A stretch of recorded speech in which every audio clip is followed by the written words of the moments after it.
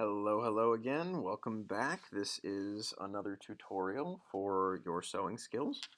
I've threaded up my needle. I have folded lengthwise yet again, ran some pins. I actually don't have lines drawn on this one because I find this is an easy one to do without lines drawn. And in fact, this is the single easiest stitch I think there is. I think it's even easier than the even running stitch because um, I think that there's less involved. I use this stitch quite literally all the time to fix just about everything.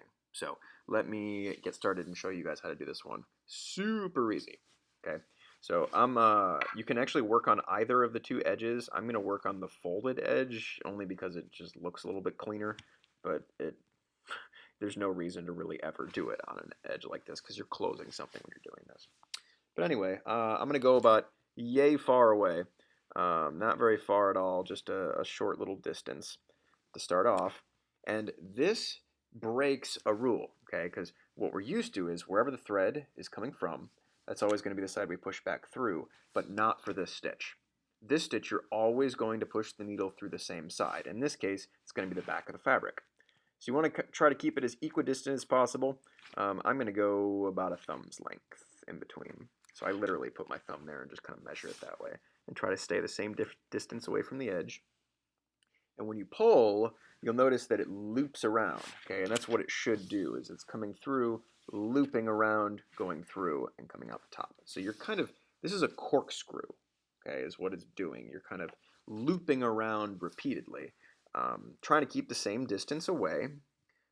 The angle will naturally happen on its own as long as you keep that general distance. That angle should just lock up just like that.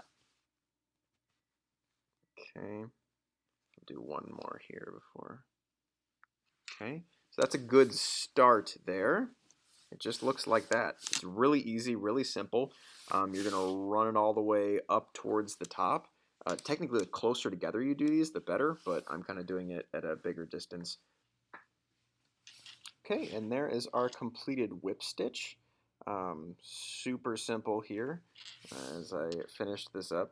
The only thing to really notice is that I have a knot up here. I also have a knot on the back side because I started it with the knot on the back, but when you come through for that final stitch, there's no way to actually end with the knot back there. So you will have a knot on either side. Don't panic. The stitch looks about the same on pretty much both sides, but that is whip stitch.